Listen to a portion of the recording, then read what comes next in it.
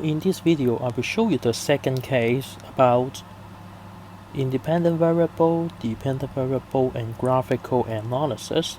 And our case 2 this time is how does the number of battery in a circuit affect the current flow.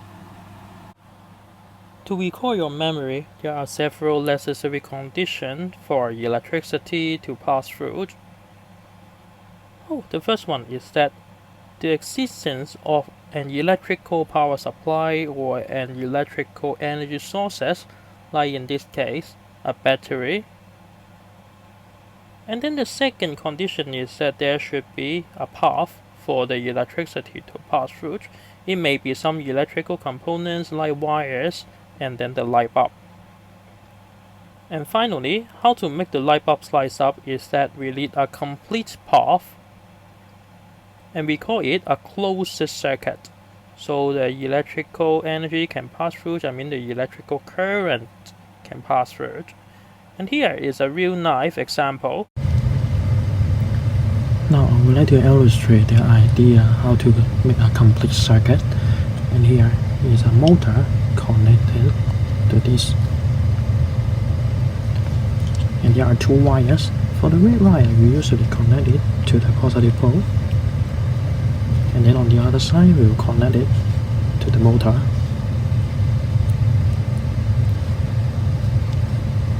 And then for the negative terminal, there is the GND. Here we use a black wire to represent that it should be the active pole. And I just connect it to another side of the motor. Let's see the result.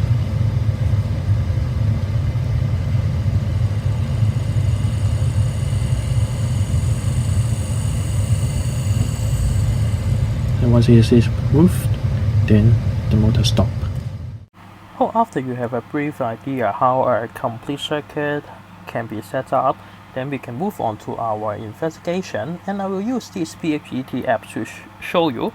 And what we need is one more electrical component called ammeter. An ammeter is an equipment that we can use it to measure the electrical current, and the unit of it is ampere.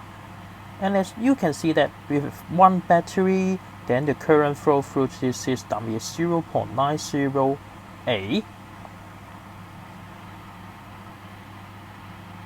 And then we would like to investigate the effect of number of battery. Of course, we have to add one more battery in the same direction in series to this circuit.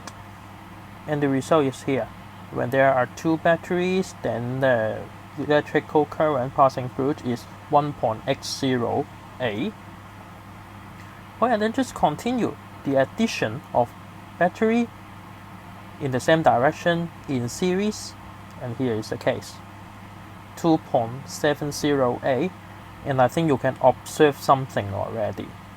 Let's predict, what if one more battery, the fourth battery, is added? What's the effect of it on the electric current?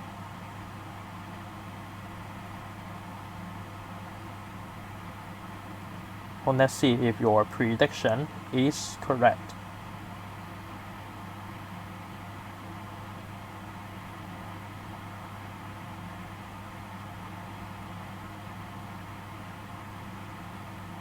When the result is 3.60 A. As shown in the video, which one is the independent variable? What is changed at the beginning to make the result? We change the number of battery from maybe 0 battery, 1 battery to 4 battery. And then what did we measure? We measure the electric current by the ammeter, so that it should be the dependent variable. And here's come the mathematical analysis part, and then the graph plotting. And as mentioned before, you better draw it in this way. For the first column, it should be the independent variable. And in this case, we change the number of battery to see its effect on the current size, so that the number of battery is the independent variable. And of course, if there is no battery, then the current flow will be 0. It's because the battery or the electrical power supply is one of the conditions for electricity to pass through, and if there is no battery or no electrical power supply, then there will be no electricity to pass through. Of course, the current flow will be 0. And again, when you are recording the data, after the name of or the parameter you measure, you better also state the unit of it, and the unit for current is ampere, or in this symbol form it should be capital letter A. And when there is one battery, the current flow is 0.9, and with 2 battery, 3 and 4 battery, the current flow are 1.8, 2.70, and then 3.6 A respectively. Oh, and here is the data set. So remember, in the last video, we just insert a chart in form of a scatter graph, and then the next thing is that you have to label the axis and then the title of it. Now we are plotting the graph, plotting current against the number of battery.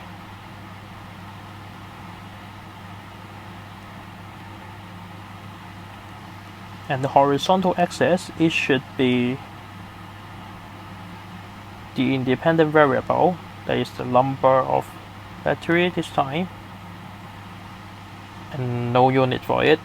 So go to the vertical axis, there is a y-axis, and we show the dependent variables here. Is what parameter do we measure, and in this case we measure the current flow, and the unit of it is capital letter A, ampere, onpui. Oh, and here is the result already. And again, in this case, you can see that there is a linear relationship, and then if we draw a straight line, then will we pass through 0 or the origin? The answer is yes. Then, as I mentioned last time, there is a special name for this relationship. What is it? Or we can say that the current is directly proportional to the number of battery. 兩個呢成正比嘅。Because we can draw a straight line as a trend line to passing through all the data point, and the second thing is that straight line is passing through the origin.